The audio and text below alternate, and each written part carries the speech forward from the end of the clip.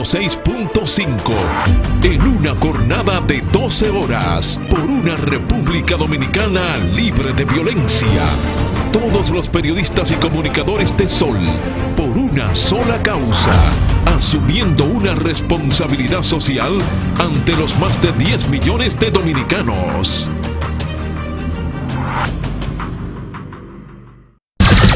Sol 106.5. 6:59 minutos. Buenos días, dominicanos, dominicanas, ciudadanos, ciudadanas del mundo. Julio Martínez Pozo, los comentarios de los temas más importantes en el programa de mayor influencia de la Radio Nacional, que hoy, junto a toda la programación de Sol, está encadenado a esta jornada contra la violencia. Aquí estaremos en esta jornada por una República Dominicana libre de violencia. Así es que buenos días a todo el equipo del Sol de la Mañana, Marilena Núñez, Víctor Gómez Casanova, Oli Matos, Aníbal Carrosario, Pablo Maquine, Eury Cabral, José La Luz, Melton Pineda. Buenos días a nuestros compañeros de 5 a 7 de la mañana, a Humberto Paniagua, Andrés Martínez, Yuri Rodríguez, Luis Ramírez, Daris Terrero. Buenos días en Santiago de los Caballeros a Ramón Paulino, así late la ciudad corazón. Manuel González Manegonte, nuestro catedrático del sector agropecuario. Rafael Díaz, nuestro cronista deportivo. Helen Gil, nuestra productora. Sonia Patiño, nuestra coordinadora. Buenos días a Joa Bernal y buenos días al equipo de Señales TV. Buenos días a todos y a todas. Cuando estamos hablando de una República Dominicana libre de violencia, estamos hablando de nuestra aspiración a reducir la violencia. Desde luego que llega lejos el que aspira a lo máximo, por eso hablamos de una sociedad libre de violencia, pero sabemos que cuando estamos hablando de una sociedad libre de violencia, de lo que estamos hablando es de una disminución de los índices de violencia, porque sabemos que la violencia es una condición connatural del ser humano. Pero estos niveles de violencia de los que voy a hablar en mi comentario, pues pueden reducirse, y de eso es que estamos hablando, porque cuando estamos hablando de cero violencia, bueno, no podrá haber cero violencia, porque en la vida no hay cero nada. No hay cero nada. Cuando se habla, por ejemplo, de una cerveza libre de alcohol o de unas cervezas sin alcohol, en verdad de lo que se está hablando es de una cerveza con una gradación alcohólica que está por debajo del 1%, porque libres de alcohol no existe.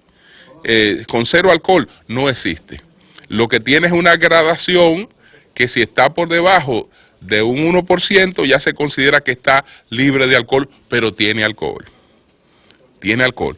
Entonces, miren, señores, quiero pues recordar que esta noche a las 7:30 de la noche, todos los amantes del buen baloncesto en el municipio de Santo Domingo Oeste tenemos un gran compromiso con la inauguración del 10º torneo de baloncesto superior del municipio de Santo Domingo Oeste, que inauguramos en el día de hoy.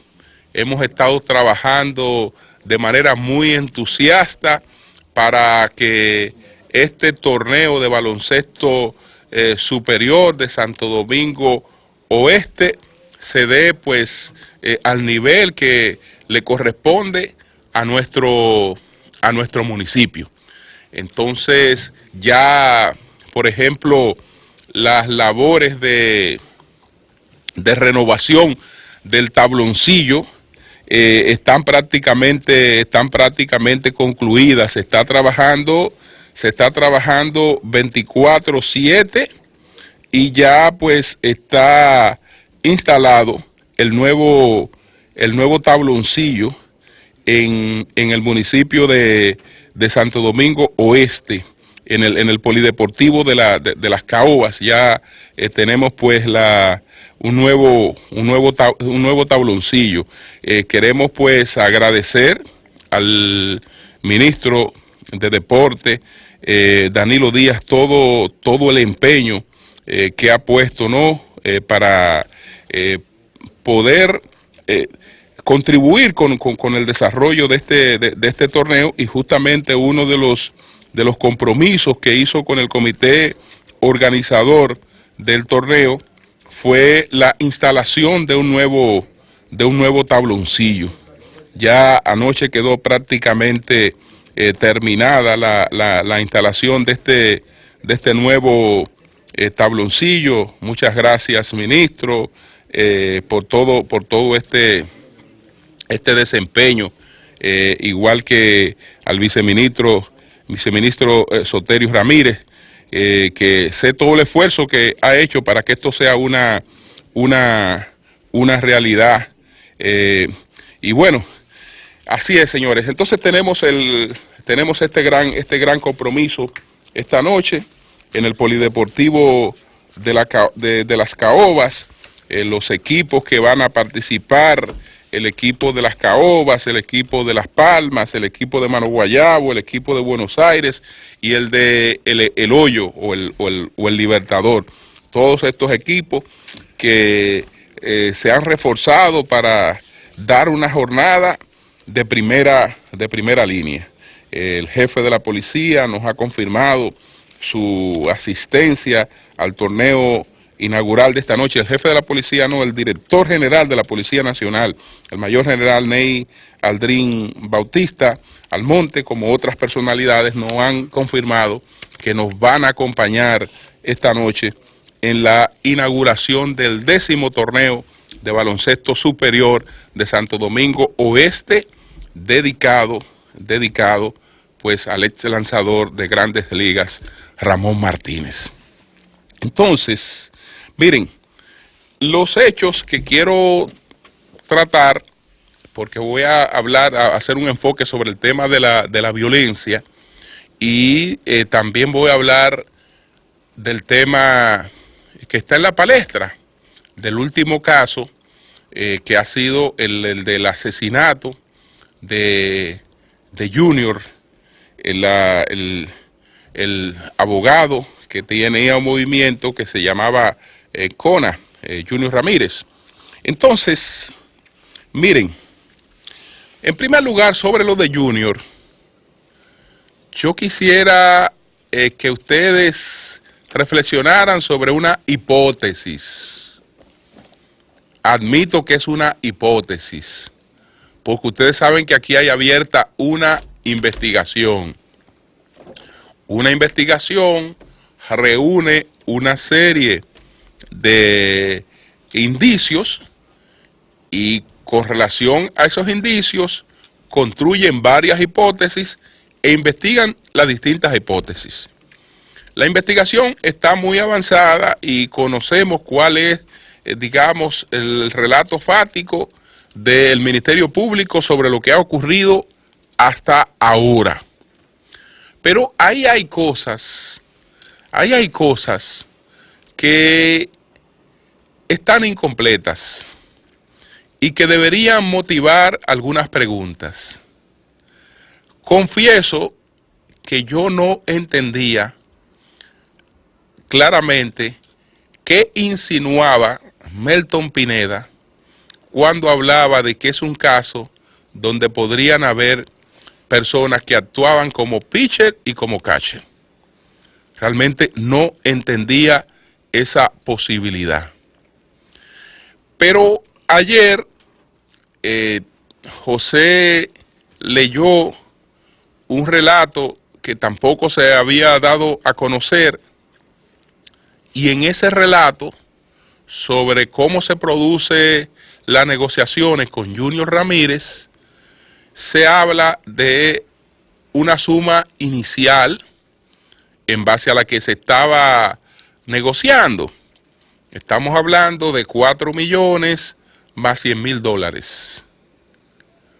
Entonces estamos hablando de una suma de 7 y tantos millones de pesos, que en principio tengo el dato de que el tema arrancó hablando de 10 millones de pesos.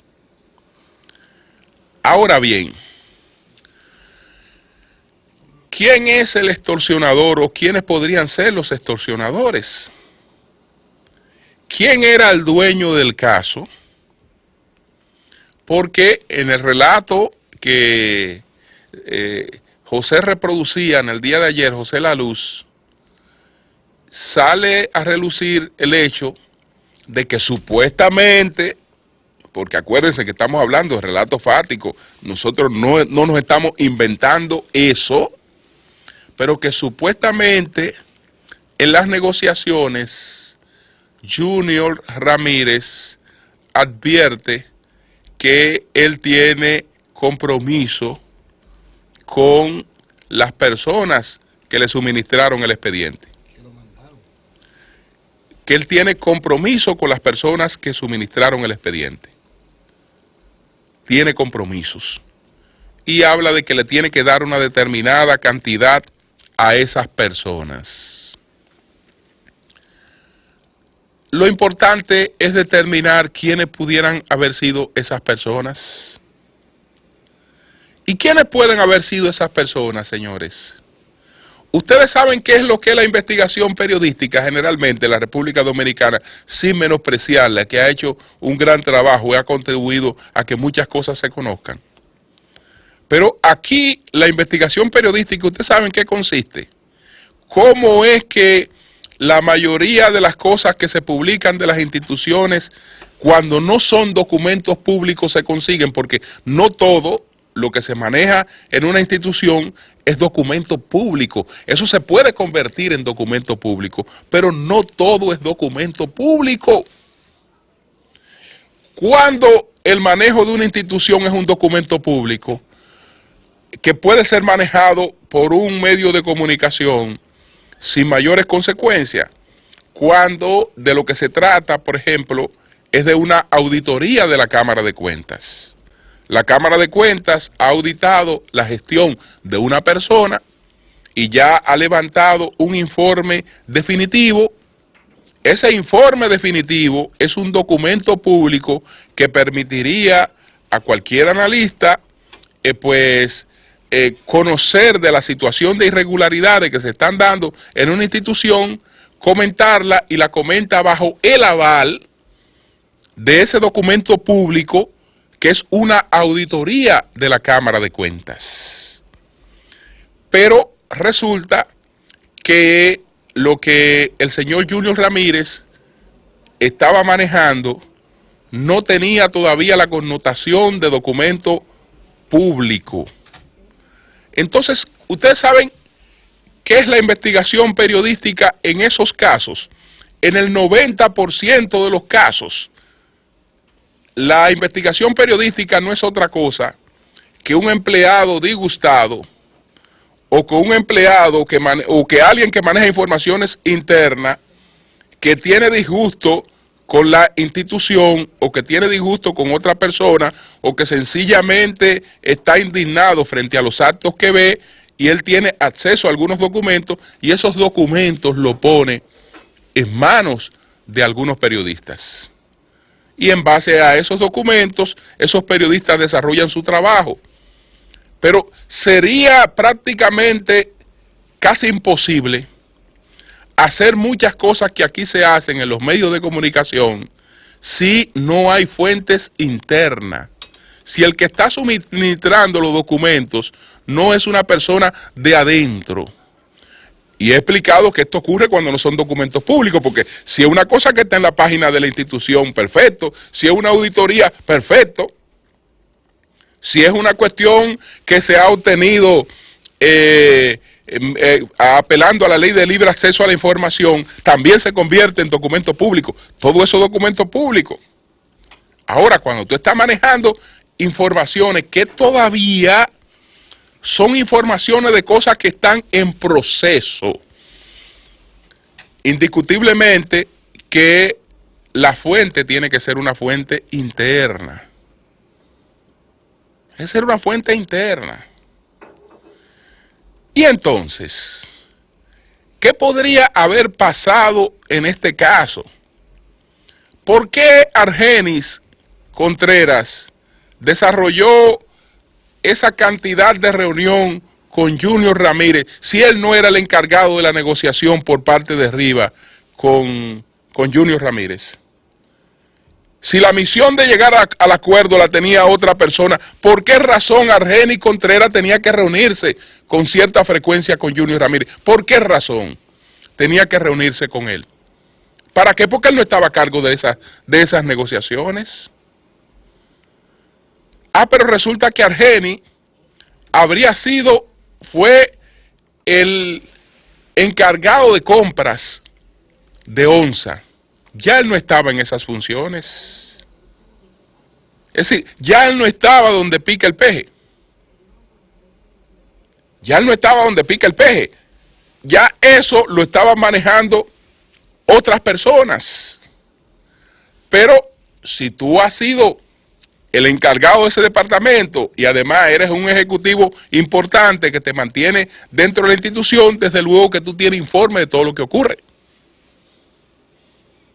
Antes de que ese informe pueda llegar a cualquier cosa. Tú estás en el horno y estás recibiendo informaciones frescas ahí. Y tienes muchas informaciones. Y desde luego, si no está donde tú estabas, no tienes razones para estar tampoco muy conforme. Entonces, ¿quién era el dueño de la extorsión? Yo no sé. Yo no sé. Lo que sé es que probablemente eso generara otros sentimientos. Eso generara otros sentimientos y en base a esos otros sentimientos de que hubo un tumbe, de que hubo esto, de que hubo aquello, o de la posibilidad de que en un entendimiento mi rol quedara delatado. Yo no sé lo que pasó ahí. Yo no sé lo que pasó ahí, pero todo eso hay que indagarlo y verlo. ¿Por qué razón el que tiene este pastel de esta denuncia no va donde la señora Nuria Piera o no va donde la señora Alicia Ortega con estas denuncias? ¿Por qué? Porque tal vez no iba a tener entonces después el control de la situación y quería estar en control de la situación. Quería estar en control de la situación porque el papel de poner esto en manos, en estas manos y de provocar algunas denuncias y algunas advertencias y hasta la posibilidad de un expediente, siempre se hizo con la posibilidad de provocar una negociación. Y si usted puede medir las cosas de cómo está el panorama afuera, pero de cómo está el panorama adentro, usted está negociando con ventaja. Entonces, repito, yo no estoy hablando de conclusiones ni nada por el estilo, pero todo eso hay que indagarlo. Es decir, y esto, si alguien quiere decir que estoy especulando, que lo diga, porque estoy especulando sobre esos razonamientos. Estoy especulando, porque yo no tengo la certidumbre de ninguna de estas cosas que estoy planteando, no la tengo. Esa certidumbre solo la puede arrojar una investigación. Pero ahí hubo algo, ahí hay cosas extrañas. ¿Por qué tomarse eso tan a pecho, tan personal? ¿Por qué participar directamente en ese asesinato? ¿Por qué? ¿Cuál era la razón personal para eso? ¿Cuál era esa razón personal? Entonces, ahí está. Y ojalá que el propio Argenis, que sé que está escuchando mi comentario, si quiere, se comunique con nosotros. Ojalá que pueda, si estamos abiertos, porque estamos hablando de hipótesis. Ojalá que se comunique con nosotros. Argenis Contreras, yo ayer dije en Twitter que en cualquier momento, porque desde ayer hay negociaciones, está tratando de negociar su entrega, etcétera. Incluso por otra vía recibí un mensaje. Estamos a disposición porque lo que queremos es que esto se aclare. Esto se aclare. Y repito, son hipótesis en las que pudiera estar errado, en las que pudiera estar equivocado. Ahora paso al tema de la violencia. Y ayer preparé un análisis para la intervención que tengo en Noticias CCIN los miércoles sobre este tema, porque hemos tenido pues varios hechos de corrupción que han tenido un desenlace sangriento. Y tenemos que preguntarnos qué es lo que ha pasado. ¿Qué es lo que ha pasado? Ahí están, por ejemplo, y los medios han hecho bien en recrear estos casos. Empezando por el caso de el arquitecto David Rodríguez García, que en septiembre del 2015 entró al baño de OISOE y se quitó la vida. Se quitó la vida por la distorsión de un programa que Danilo Medina creó para tratar de que miles de ingenieros, de profesionales de la ingeniería, es decir, arquitectos, ingenieros, pudieran tener oportunidad de hacer obras que no tenían esa oportunidad en la República Dominicana. Entonces, creó un sistema de sorteo que todo el mundo sabe que se hizo sin distinción de partido político, ni de estatus económico o social, en la que mucha gente que jamás habría tenido oportunidad, tuvo oportunidad de convertirse en contratista de una obra. Pero en OISOE, algunas manos distorsionaron eso, y en vez del ingeniero quedarse con el capital semilla al que aspiró Danilo Medina, que se quedara al final de una construcción, es decir, que al final de una construcción la persona quedara con un capital semilla para seguir avanzando. Distorsionaron la cuestión de manera tal que la persona lo que quedaba era endeudada. Y entonces se produce esta situación con este señor que se quita la vida y desata todo ese escándalo que se dio alrededor de la OISOE. Después presenciamos lo que ocurrió en febrero de este año, donde un señor va a una cabina de radio y mata a tiros a dos comunicadores, y después en la persecución policial él se quita la vida también. Y de nuevo entonces esto pone en la palestra los escándalos con los terrenos del CEA. Y entonces lo más reciente ha sido esto de Junior Ramírez. Pero esto es en hechos relacionados con la corrupción, no con la violencia, porque cuando vemos el panorama de la violencia, entonces nos vamos a encontrar con un panorama más amplio. Ahora, la pregunta es, ¿por qué esos hechos de corrupción han desencadenado en violencia? Porque la OISOE no empezó a ser una institución que era piedra de escándalo con el caso de David, el ingeniero David Rodríguez García.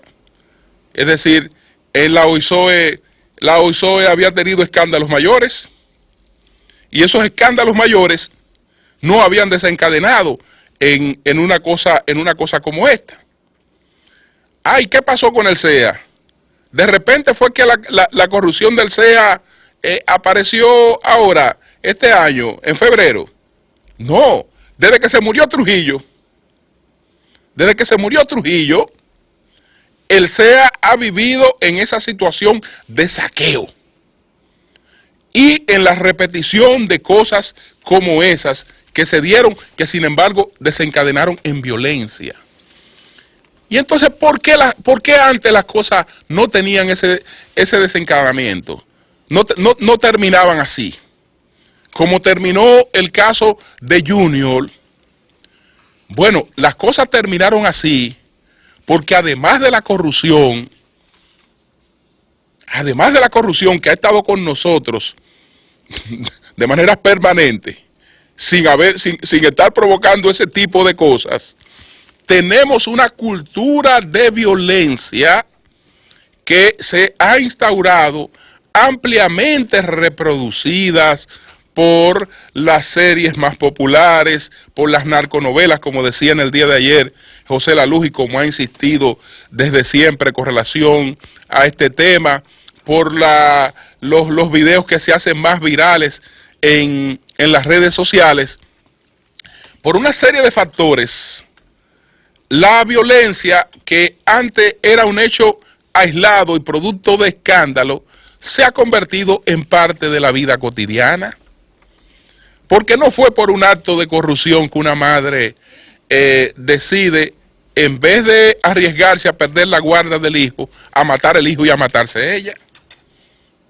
Sí, eso no tiene que ver con un acto de corrupción. No, eso tiene que ver con la violencia que está reinando en la sociedad dominicana. Ah, pero esta semana a un chofer le quitan el turno y le mocha la mano al que le quitó el turno. Eso no lo hace porque hay un acto de corrupción detrás de eso. Eso lo hace por la cultura de la violencia que se ha instaurado en el país. Oh, pero un individuo tiene dificultades económicas, por querer llevar un falso nivel de vida, y entonces cuando colapsa, que eso mismo fue lo que pasó en cierta medida con el ingeniero de la USOE, cuando colapsa, pues prefiere la muerte antes de que exponerse ante la sociedad colapsado. Fue lo que pasó con el individuo que va y asesina al alcalde Juan de los Santos y a un asistente de Juan de los Santos, y se quita la vida él mismo. ¿Pero por qué? Eso no era un acto de corrupción pública. El asunto es que este individuo tiene la ostentación de un nivel de vida, y entonces cuando eso se le derriba, él entiende que ya la vida no tiene sentido. Igual que el arquitecto de USOE, cuando se ve acorralado, que lo que creía que iba a cobrar, ya lo han cobrado, y se han cobrado lo que supuestamente él debía, y él queda en la insolvencia absoluta. ¿Qué piensa él? Ah, pues yo no soy nadie. Yo en este marco no me puedo presentar ante nadie. Yo soy una mierda. Y se quita la vida. Como lo hizo el otro individuo que fue y asesinó a Juan. Entonces, eso está reflejado en números. Estamos hablando que desde el 2005 al 2016, ¿cuántos casos de homicidios tenemos en promedio en la República Dominicana? La tasa de homicidio desde el 2005 al 2016 es de 2.147 homicidios por año. Hay dos estadísticas. Usted puede coger una conservadora, la conservadora es escandalosa y la menos conservadora mucho más escandalosa.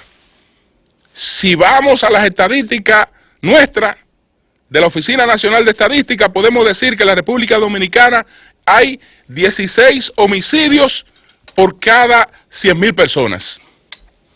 Pero si escogemos lo que plantea la Organización Mundial de la Salud, Entonces aquí hay 30 homicidios por cada 100.000 personas. En todo caso, y vamos a partir del dato más conservador, que es el de los 16 homicidios por cada 100.000 personas, entonces resulta que nosotros estamos 3 veces por encima de la media mundial, que es de 6.4. Esa es la media mundial, 6.4. Y nosotros estaríamos, según la ONE, en 16 o según la OMC, en 30. Si usted quiere, promedio los dos y nos vamos sobre el 20 en la incidencia de los homicidios. Pero no solo de pan vive el hombre, no es un problema solamente de homicidios y los suicidios. Y los suicidios, estamos teniendo por encima de los 450 al año. Entre 450 a 600 homicidios por año estamos teniendo. Es decir, suicidio, que entre homicidios y suicidios estamos hablando de que casi tenemos 2.7 de personas que pierden la vida por años. Desde luego, el tema se ha desagregado en la República Dominicana porque hay una parte de los homicidios que ahora se llaman feminicidios.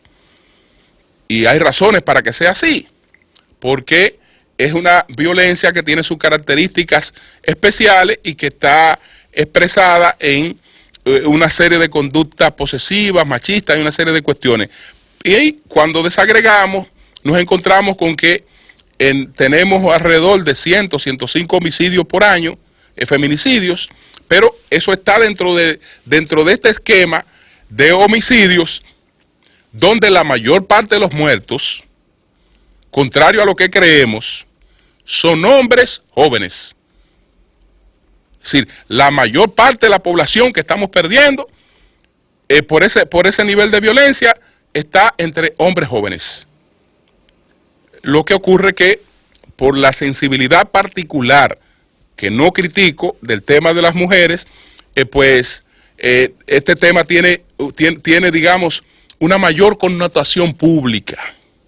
Pero está dentro de un esquema general de violencia que si no se trabaja en términos generales, ya las discusiones en un colegio van a degenerar en violencia. Ya las discusiones en un juego de dominó van a degenerar en violencia. Donde quiera que estemos, la discusión va a degenerar en violencia, como hemos visto en estos actos de corrupción que han tenido ese desenlace. Sencillamente he querido presentar el panorama en sentido general para que veamos que en el fondo, además de la corrupción, tenemos el problema de la violencia. Y justamente la aspiración de este programa en el día de hoy es esa, llamar la atención sobre ese flagelo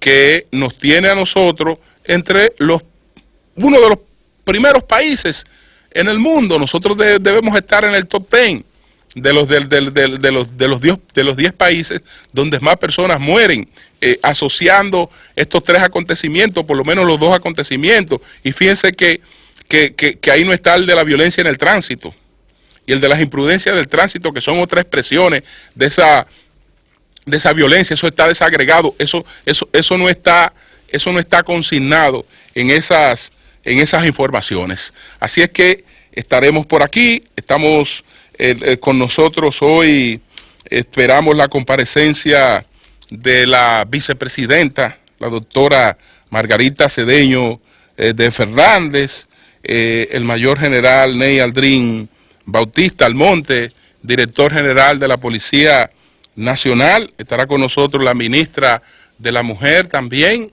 acompañándonos en el día de hoy, y tengo entendido que el Procurador General de la República también estará con nosotros. Cambio y fuera.